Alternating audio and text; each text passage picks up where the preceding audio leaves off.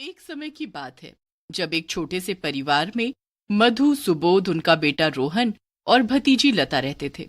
लता के माँ बाप बचपन में ही गुजर गए थे। मधु बहुत ही बुरी थी। वो लता से घर का पूरा काम करवाती थी। मधु उसके साथ इतना बुरा व्यवहार करती और इस बारे में उसके चाचा को बिल्कुल नहीं पता था। वो अक्सर उसके चाचा के सामने अच्छा बनने का नाटक करती थी और पीछे से लता को धमका कर रखती थी कि वो अपने चाचा को कुछ बताएगी तो वो उसे बहुत मारेगी। एक दिन लता आंगन में कपड़े धो रही थी कि तभी उसकी चाची आकर उसके पास ढेर कपड़े लाकर पटक देती है। चाची, मेरे पास पहले ही बहुत कपड़े हैं, मेरा हाथ दर्द हो रहा है। ए लड़की, चुपचाप कपड़े धो, समझी? पूरा दिन खाने को दे दो और काम तुझसे जरा नहीं होता। आज सारा काम खत्म हो जाना है। आज मेरे बेटे रोहन का जन्मदिन है, उसके लिए तुझे फिर मेरी रसोई में मदद भी करनी है, समझी? इतना कहकर मधु वहां से चली जाती है। कपड़े धोने के बाद मधु उसे अपने साथ रसोई में लगा लेती है।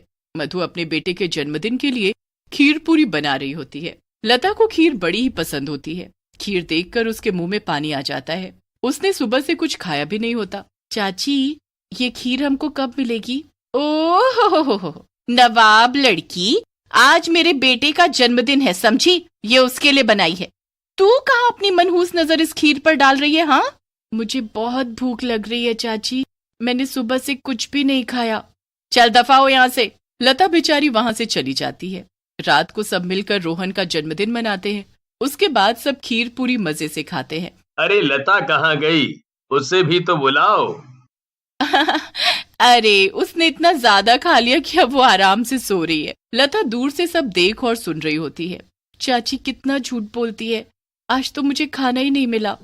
सबके सोने के बाद जब उसकी चाची बची हुई खीर रख रही होती है तो लता भूख से तड़पती हुई उसके पास आती है। बहुत भूख लग रही है चाची, प्लीज मुझे खीर दे दो। ओह, चल भाग यहाँ से। मधु लता को वहां से भगा देती है। बेचारी लता भूखी ही सो जाती है। वो पूरी रात भूख से तड़पती रहती है। अब अगले दिन मधु खीर के अंदर छिपकली पड़ी हुई देखती है। हे भगवान, ये छिपकली कहाँ से आकर गिर गई इसमें? ये जरूर उस मनहूस की नजर लगी होगी, तभी ऐसा हुआ। कल से खीर खीर लगा रखा था, कितने काजू बादाम डाले थे मैंने इसमें। वो खीर का कटोरा उठाकर उसे फेंकने ही लगती है कि एकदम रुक जाती है। अरे, फेंकने से अच्छा ये खीर मैं उस लता की बच्ची को ना दे दूं। खीर खाकर खुश हो जाएगी और फिर कुछ दिन मेरा मन लगाकर काम करेगी। यही सोचकर वो खीर का कटोरा ले जाकर लता को दे देती है। ए लड़की, कल से खीर खीर मचा रखा था ना, चल ले, ये खा ले। क्या मैं? ये खीर मेरे लिए है? हाँ हाँ, तेरे लिए है। मैं कोई बुरी नहीं हूं जो तूने मुझे बना रखा है। चल अब ये खा और काम पर लग जा। ठीक है चाची। लता खीर का कटोरा लेकर उसे खाने में लग जाती है। 2 दिन से भूखी लता को पता ही नहीं चलता कि वो खीर जहरीली है। बेचारी इतनी खुशी से खीर खा रही होती है कि जैसे जन्मों बाद उसे उसकी पसंद की चीज मिली हो। जरा सी देर में वो सारी खीर चट कर जाती है। चाची ने मुझे कितनी सारी खीर दी, वो तो बहुत अच्छी है। खीर खाने के बाद लता आंगन में झाड़ू लगाने चली जाती है। झाड़ू लगाते लगाते लता को अजीब सा होने लगता है। उसे अचानक से उल्टी होने लगती है और उसके मुंह से झाग निकलने लगते हैं। चाची, चाची। लता की आवाज सुनकर जब उसकी चाची वहां आती है तो लता के मुंह से निकलते हुए झाग को देखकर वो डर जाती है। उसे तो सब पता होता है कि ये सब उस छिपकली वाली खीर को खाने से हुआ है। चाची, मुझे कुछ हो रहा है, मुझे बचा लो चाची। अरे, अगर मैं इसे डॉक्टर पर ले गई तो मेरा किया धरा सब सामने आ जाएगा। भाड़ में जाइए, ये मरेगी तो मुझे इससे छुटकारा भी मिल जाएगा। मधु उसे ऐसी हालत में वहीं छोड़ देती है और लता तड़प तड़प कर मर जाती है। उसके मरने के बाद लता रोने की खूब एक्टिंग करती है, जैसे उसे ही सबसे ज्यादा दुख हो। हाय मेरी बच्ची, जाने क्या हो गया। हाय, मेरा सब लुट गया। हिम्मत रखो लता, ऐसे रो मत। पर समझ नहीं आ रहा कि अचानक लता को हुआ क्या। अरे, मैं जब आंगन में गई तो ये मुझे मरी पड़ी मिली। किसी को कुछ पता नहीं चलता कि लता कैसे मरी है। मधु अंदर ही अंदर बड़ी खुश होती है कि जो उसने चाहा बिल्कुल वैसा ही हो गया।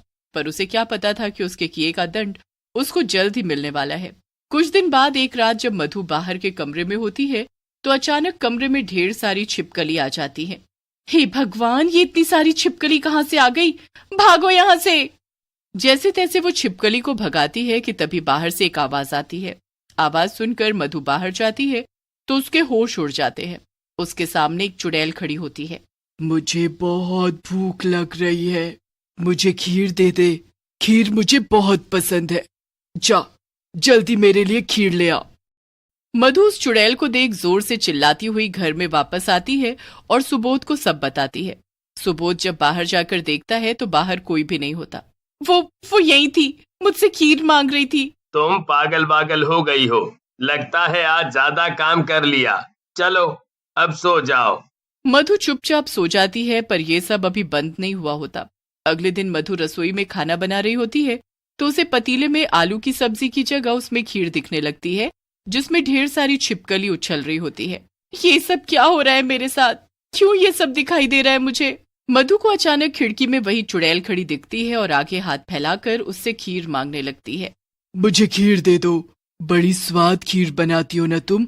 चलो चलो, जल्दी से खीर दे दो मुझे। मेरे पास कोई खीर नहीं है, चली जाओ यहाँ से। क्यों मुझे बार बार दिखाई दे रही हो? मैंने क्या किया है? मैं तो बस खीर मांगने आई हूँ। बहुत भूख लग रही है मुझे। तुम मुझे थोड़ी खीर दे दोगी तो मैं चली जाऊंगी। नहीं है मेरे पास कोई खीर, जाओ यहाँ से, प्लीज चली जाओ। अचानक वहाँ सुबोध आ जाता है और मधु को अकेले में ऐसे बड़बड़ाता देख वो हैरान हो जाता है। ये क्या हो गया है तुम्हें? क्या अकेले में बड़बड़ किए जा रही हो? और तुम रो क्यों रही हो? मुझे बचा लो, मुझे बचा लो। अरे पर किससे बचा लूं? वो चुड़ैल, वो फिर से आई थी। कौन चुड़ैल? कहाँ है चुड़ैल? आई थी अभी, वो खीर मांगने वाली चुड़ैल। वो बार बार मेरे पास आती है और मुझसे खीर मांगती है। मधु से बार बार वो चुड़ैल खीर मांगने आती है। उसकी हालत दिन पर दिन खराब होने लगती है। सुबोध को अब मधु की हालत देख चिंता होने लगती है। वो लता की माँ को फोन करके सारी बात बताते हैं और वो अगले ही दिन एक बाबा को लेकर उनके घर आ जाती है। मेरी बेटी, क्या हुआ तुझे? देखो तो क्या हालत बना ली है अपनी। माँ कोई मेरी बात नहीं मानता, पर मैं सच बोल रही हूँ। वो खीर मांगने वाली चुड़ैल मुझे बार बार दिखती है। हाँ बेटी, मुझे दामाद जी ने बताया था, इसलिए देखो मैं ये बाबा को अपने साथ लेकर आई हूँ। ये अभी सब ठीक कर देंगे। बाबा चारों तरफ ध्यान से देखते हैं और उन्हें कुछ एहसास होता है। क्या इस घर में किसी की अनचाही मौत हुई है? हाँ बाबा, मेरी भतीजी लता की। पर अनचाही मौत मतलब?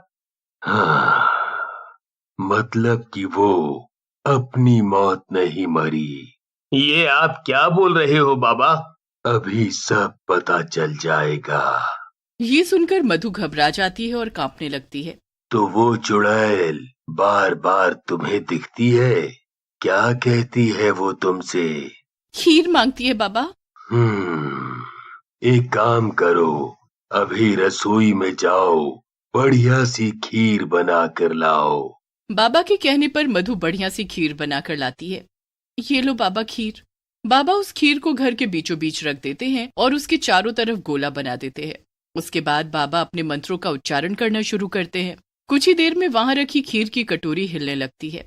इतना कहते ही वो चुड़ैल सामने आ खड़ी होती है और बस खीर की तरफ देखे जा रही होती है। खीर खीर खीर चाहिए, मुझे खीर चाहिए। ये खीर तुझे तभी मिलेगी जब तू ये बताएगी कि तूने इस औरत को क्यों परेशान किया हुआ है। मैंने इसे परेशान नहीं किया, मैंने बस इससे खीर मांगी है क्योंकि इसने मुझे पूरा दिन भूखा रखा। इसने खीर बनाई थी पर मुझे नहीं दी। बड़ी भूखी थी मैं, कितना तड़पाया इसने मुझे। और जब इसने मुझे अगले दिन खीर दी तो उसे खाते ही मैं तड़प तड़प कर मर गई। ये सब क्या बोल रही हो? ये तुमको तुम्हारी बीवी बताएगी। मैं क्या बताऊंगी? मुझे तो कुछ भी नहीं पता कि ये सब क्या बोले जा रही है। तुझे सब पता है। वो खीर में छिपकली गिर गई थी, इसलिए मैंने वो खीर लता को दे दी थी और उसे खाकर वो मर गई। ये रोज मुझसे जानवरों की तरह काम करवाती थी और पूरा पूरा दिन भूखा रखती। इसने मुझे मार डाला। मुझे माफ कर दो, मुझसे भूल हो गई। अब तुम्हारी भूल सुधारने का एक ही तरीका है। हर अमावस को तुमको छत पर खीर बनाकर रखनी होगी। अगर तुमने ऐसा नहीं किया तो ये चुड़ैल तुम्हें परेशान करती रहेगी। बाबा उस चुड़ैल को वहां रखी खीर दे देते हैं, जिसे वो बड़ी खुश होकर खाती है। उसके बाद मधु हर अमावस को उसके लिए खीर बनाकर छत पर रखती, जिसे वो खाने आती है। फिर कभी अपनी चाची को वो परेशान नहीं करती।